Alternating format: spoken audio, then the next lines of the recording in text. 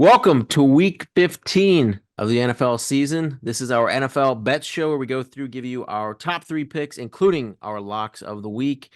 We're coming off of a 8-4, another great week, 3-1 on the locks, 8-4 overall record.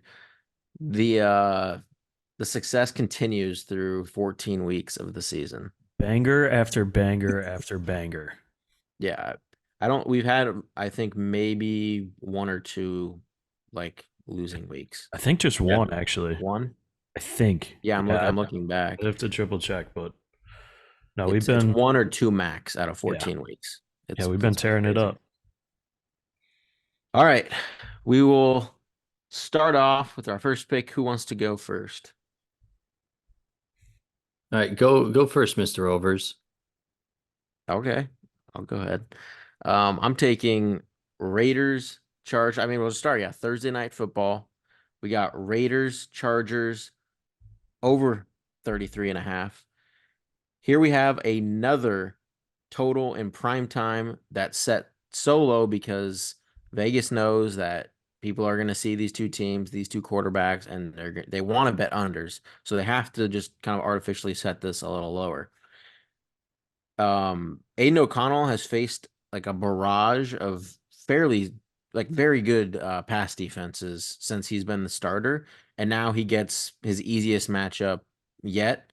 And this is a game where I think you see vintage Davante Adams in prime time. Quarterback don't matter. He's still one of the best receivers in the league. Stick definitely has a more difficult matchup, and I think the Chargers will be the team that struggles more to put up points, but I think their game plan is going to revolve around Eckler. They're going to really use him in the passing game, and that's kind of how you attack the Raiders anyway. The other two things, the other thing about two bad teams with like mistake-prone quarterbacks playing each other is you have the opportunity for defensive touchdowns and turnovers around the red zone, which leads to points. And I think that could also be seen in this game. So I'm taking the over here, and I don't think I'll be sweating it much. I think you see I also think Renfro or Jacoby will score. Wouldn't it be crazy if the missing piece to that Chargers offense who put up 6 points 2 weeks ago was who's the Easton quarterback? Stick, Easton Stick. Yeah. aka Lax Stick, Hockey stick. hockey Hockey stick. stick. Yeah. I think you'll Yeah, definitely I don't see know. more of the points being scored by the Raiders in this spot. But yeah, it's a dome that helps for the overs as well.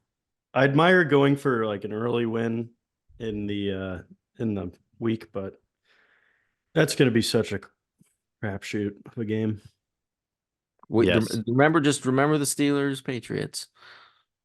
Everyone I was on the over of that game, and Remember the Raiders Vikings. Worst game in NFL history. yeah, but I don't the Vikings That was I in haven't the been a dome as believer. well. Yeah, I haven't been a believer in them though. And the Vikings have a much better defense than the Chargers. But you're a believer in Easton Do Stick. they? Heard it here first. No, I'm actually a believer in Aiden O'Connell against this Chargers defense. That's what I'm a believer in. All right. Fair enough. Fair enough. I'll hop in here. Another kind of low total game, except I'm going the opposite direction. I'm going to take Bears Browns under 37.5.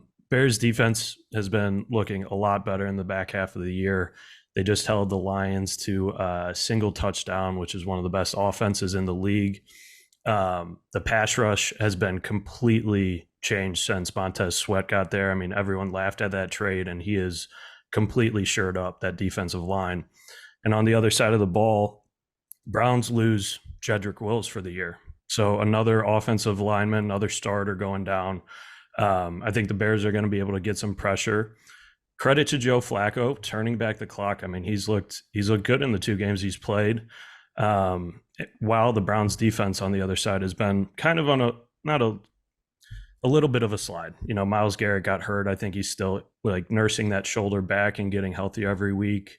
You might get Denzel Ward back this week as well. And, you know, defenses just generally play better at home. So I think in this game, it's going to be just kind of 2 hard-nosed defenses. A lot of running the ball. Don't see a ton of points in a Cleveland. I don't even know if the weather's going to be bad, but it usually is this time of year too. Yeah. So give me the under 37.5 here in a running defensive slog. Yeah, I know you're just scared. You won't take your Bears again back-to-back weeks. I won't last week You won't. because Flacco's going to make it rain. because last week was the definitely- first time they've won 2 games back to back since like 2016 or something. So no, I will not be taking them again this week. I mean, Joe Flacco looks easily like the best quarterback the Browns have had in the past decade. So Baker, I'm here for it. Baker, Yeah, what about Baker? Baker's so close, quick, but so quick. 2 games and you're throwing Baker under the bus. Baker was really good at the long ball. We didn't have the right receivers at the time. Isn't that what and Joe- Flacco's good at too? Oh, dude, his timing on the slant route is unbeatable. Here's He's that crafty veteran. Like I'm getting Nick Foles vibes all over the place. Oh my gosh. Yeah, that's Stop with what that. I'm thinking. But here's my point though. Why is this 37.5 and the Raiders Chargers 33.5? Like that's what doesn't make sense. Why is I think it either should be like flipped or the same or something. That's what it doesn't add up to me. That's kind Short of week for Easton Stick to come in and Yeah, but play. I just think the Raiders just came off scoring 0 points. This is when you buy. You gotta buy now. Oh yeah, this is yeah. I don't know. I agree with Alex. I do like the under in that game. All right, Nick, I'll let you open this one up. All right, I'm taking a division foe here from the Browns. Gonna go with the Ravens -3. Got to watch the Jags last week. They're a good team for sure, but they couldn't edge out the Browns, so I don't think they're going to be able to edge out a slightly more competitive defense and the Ravens. So it's really just as simple as that. You can't beat the Browns. You're not going to have a shot against the Ravens. We're kind of neck and neck. Trevor Lawrence, obviously, props to him playing on that bum ankle. Looked like nothing had ever happened, which was very impressive to me. But Yeah, I don't know. he was just so high he couldn't read the defenses. I mean, they've shot him with so much Toradol that he can't see straight. So yeah, I'm on the same side as Nick here. Taking it's Ravens -3.5 on the road in Jacksonville. Yeah, I've been a prime component of saying this. I think the Jacksonville Jaguars are probably the most overhyped team in the NFL this year. Yes, they've been playing well. I'm not going to say they haven't, but they're not where they should be in terms of the amount of hype that they get. You would think that this is a top 5, top 3 team in the NFL, and they're just Who's not there hyping yet. them up? Yeah, what are you Dude, talking about?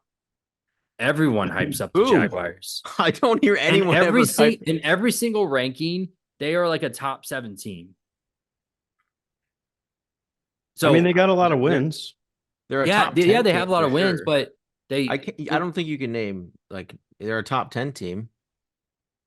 I don't think they're a top 10 team. I don't think you can name 9 teams better than them, but I mean, I probably could, but we're not going to go down that rabbit hole right now.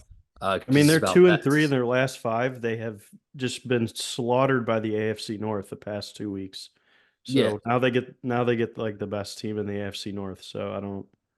So yeah, I mean, I still don't think, obviously, Trevor Lawrence played last week. I don't think he's still healthy. Like, I mean, there's no way he was.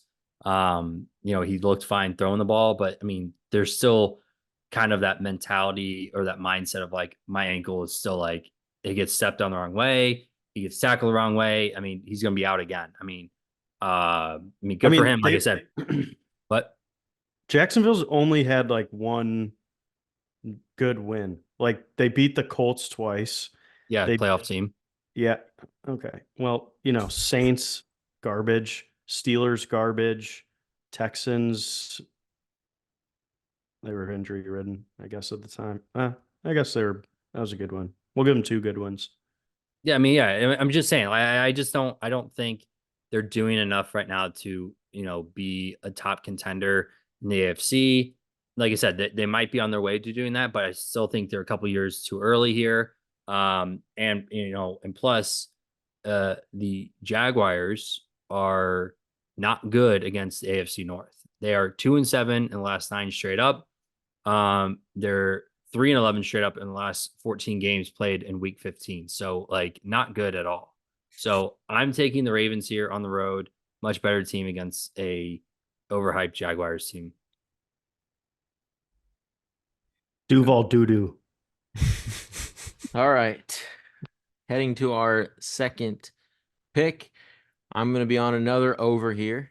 I don't know. Vegas, these lines, I think they're just putting them too low. Kind of been on some overs in these with these teams that are considered uglier. So I'm on the Saints Giants over 37.5. The Saints offense should be getting much healthier. The defense is still not healthy, and the Saints defense in particular is, I think, a good matchup for the Giants offense. Like the Saints are not that good against mobile quarterbacks, and we just saw what Tommy Cutlets did to the Packers. Just ran for almost 100 yards. I think he had 50 or more yards in his on one of his other starts rushing. So I think he's gonna have success on the ground. I think Saquon. I mean, pretty sure Chuba Hubbard and Miles Sanders just had like 150 to 200 combined yards on the Saints. And that's they were like in a losing game script, and that still happened.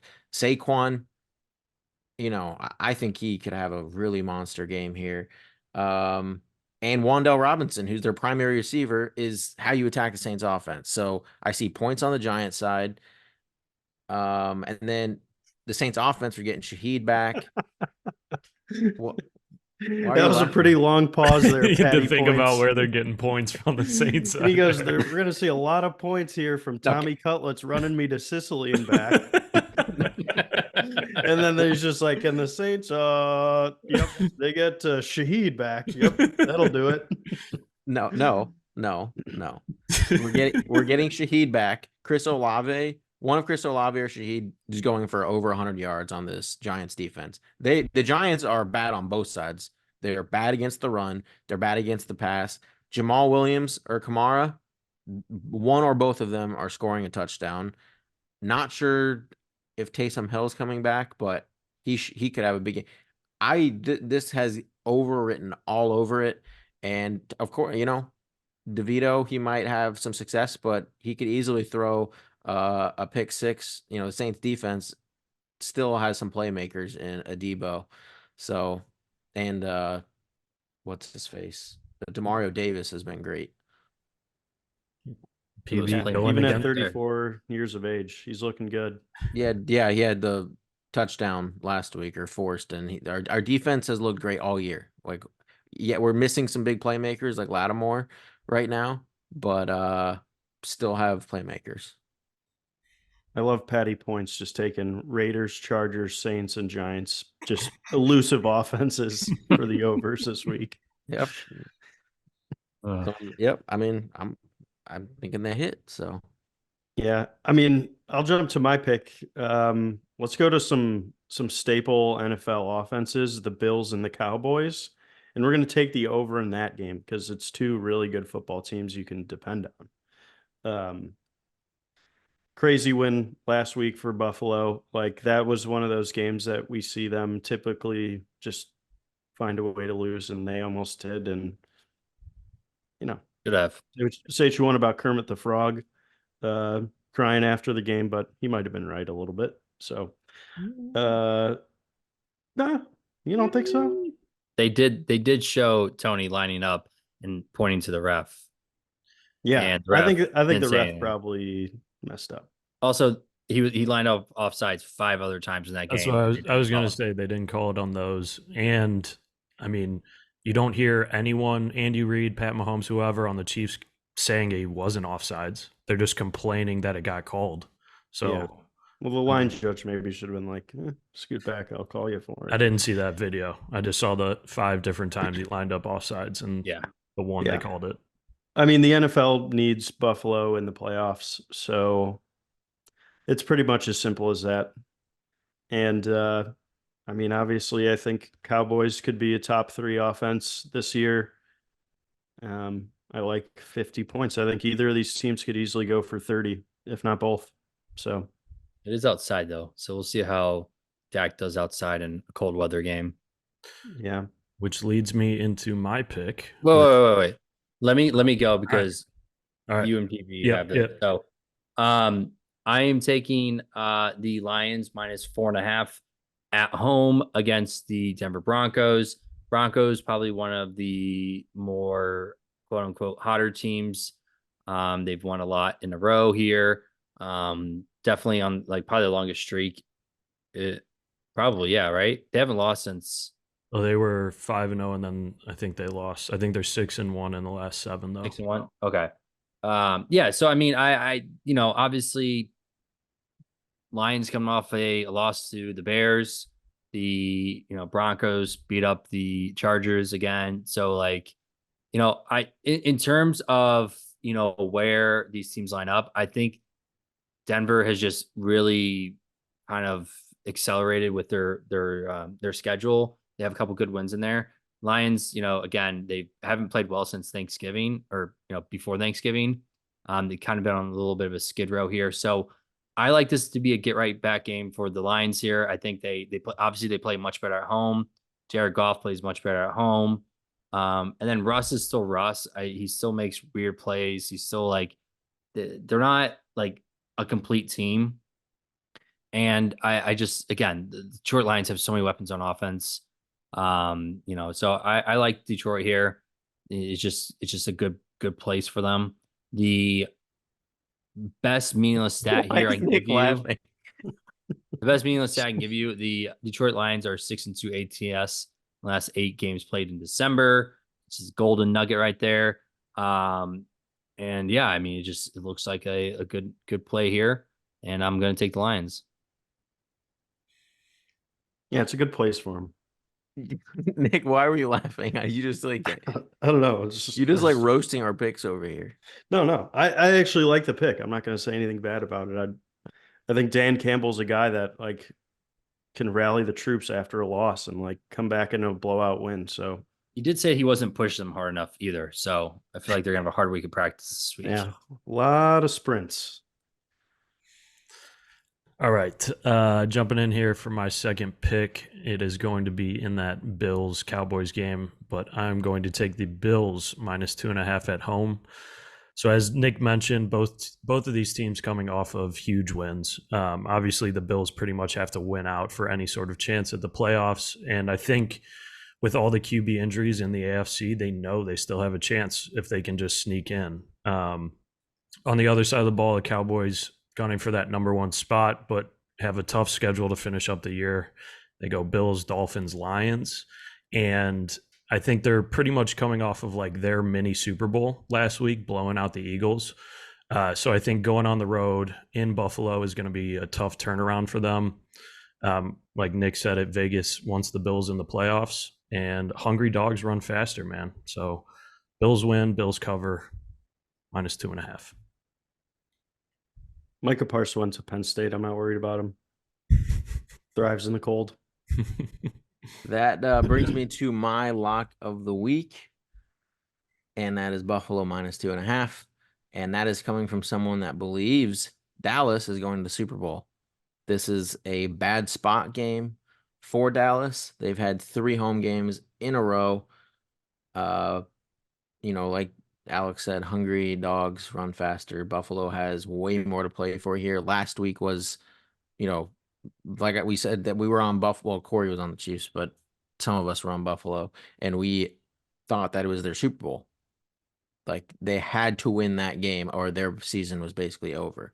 And I think it kind of applied, like their odds have to just completely plummet if they lose this game. They have to win out. Like, yeah, I mean, they would need don't have to so win out. They have like but tiny wiggle room. yeah, they would need so much more to happen if they don't. Yeah, and they don't have an easy schedule by any means. So this is they're playing each game like it's their last. And yeah, I mean Corey kind of mentioned or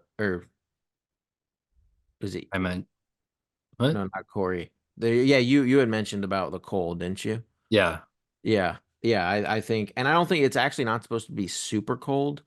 like you'd expect Buffalo in December. It's actually going to be like reasonable, but a lot colder than I guess what they're used to. And I think Diggs has a great matchup here. I think he's about to he's going for over 100 and a touchdown in this spot. It's sad we don't get to see him line up against his brother. That would Oh be yeah. That That Would that would have be- been like one of the first times that's ever happened?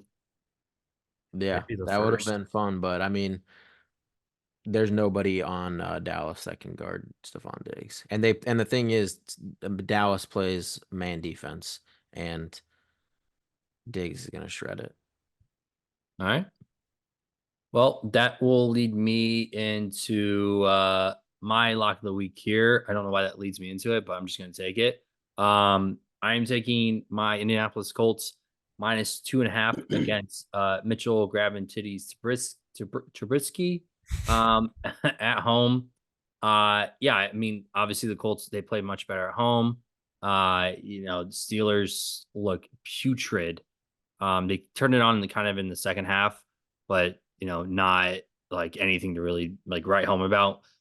Mitchell Trubisky is still a certified backup. I just think this is a good get right spot for the Colts. I'm a little bit worried about the Steelers defense. If they get pressure on Gardner Minshew, who faces like the most pressure in the NFL out of any other quarterback, and he kind of looks like a chicken with his head cut off in there. But if they can sustain that, I think the Colts can easily win this game by more than 2.5. Plus, the Colts are 4-2 last 6 as favorites against the spread, and plus 6-1 ATS in last 7 games played on Saturday too. So You forgot to preface that with meaningless stats.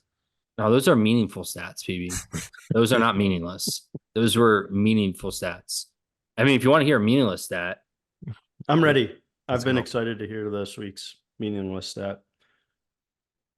It's your Colts and it's the lock of the week, so you better come with some fire. Yeah. the Pittsburgh Steelers are 6-12 ATS in their last 18 games played in December. So not great. Went with the Steelers. I mean, yeah, I gave my Colts stats. Those were meaningful stats. All right, fair enough. Yeah, Those are all the good Saturday stats. ones were really meaningful. They play better on Saturday. Yeah. What do you want me to tell you? Jeff Saturday, right? Saturday's Had to boys. have been it. All right, I'll hop in here with my lock of the week. I am taking the juggernaut 49ers minus 13.5 against the Cardinals. So going to name a couple of teams here. Let me know what you think. The Cowboys, the Jaguars, the Seahawks, and the Eagles. Do we think those teams are better than the Cardinals? Yes or no? Most likely, yeah. Most likely, yeah. I'll take most likely. Definitely not the the Eagles. The 49ers would have covered this line against all of them. They beat the Cardinals 35-16 in week 4 while they had Dobbs, who was rolling at that point. The 49ers defense hasn't given up more than 19 points except for 3 times, and that was to the Rams, where McVay always plays them tough, Vikings with Kirk, and the Bengals with Burrow. And then when the 49ers offense has been healthy, they've put up more than 28 points in every single game. They're the most complete team in the league, gunning for that number one spot. I also think they know that the point differential might come into play as a tiebreaker here, so I don't see them taking their foot off the gas in a blowout. I see them just laying it on the Cardinals this week. So 2 touchdown plus coverage for the 49ers. They look pretty good. Brock Purdy's the man. MVP talks. Playing very well. All right. They call me Nicky Locks because I bring the heat, and we're saving the best for last here. We're going Rams -6 against the Washington Commanders, who are 2-9 in their last 11 games. Pretty terrible. In the last 3 games, they have not been able to keep it within 12 points. No, that was also the Dolphins, Cowboys, but Tommy Cutlets also sliced and diced them. So Stafford has looked a lot better since coming back from injury. Kyron Williams, have a day, young king. Going to be locking him in all across the board to my lineups. And along with Puka, he's going to advance me in every single one of my fantasy football playoffs, including past Mr. Corey over there, 8-1 seed making noise. So Puka's going to end Corey's week. We're going with an extra sprinkle of happiness on top with a lock of the Rams and just all the love for Puka this week. You know, not much more to say. So Nick's just wish casting his fantasy team here. 100%. No, but I think it's actually just a terrible spot for Washington's got to travel across the country, play the Rams at home, they have to go for a wild card at this point, right? They're not going to beat out the 49ers. There is a whole bunch of teams sitting at 6 and 7 right now. So they have a pretty easy schedule, but they need to take advantage of like all these winnable games. They got the Saints coming up. That's an easy dub.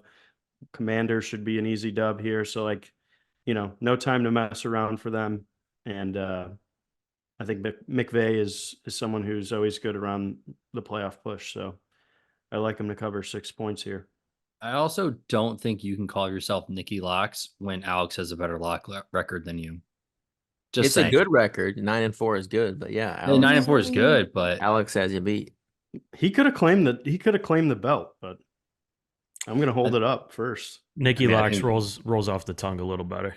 Alexy Locks. This doesn't really work. See, the title's mine. It was meant to be. It's fair. Come get the All record right. done. Yeah. Well, that will do it for our week 15 bet show. We'll be back for we're going to do a Saturday. There's a Saturday 3-game slate, which are always fun. And then our Sunday DFS show. So 2 more shows this week. If you could leave a like, hit the subscribe button, helps out the channel a lot. And we will see you next time.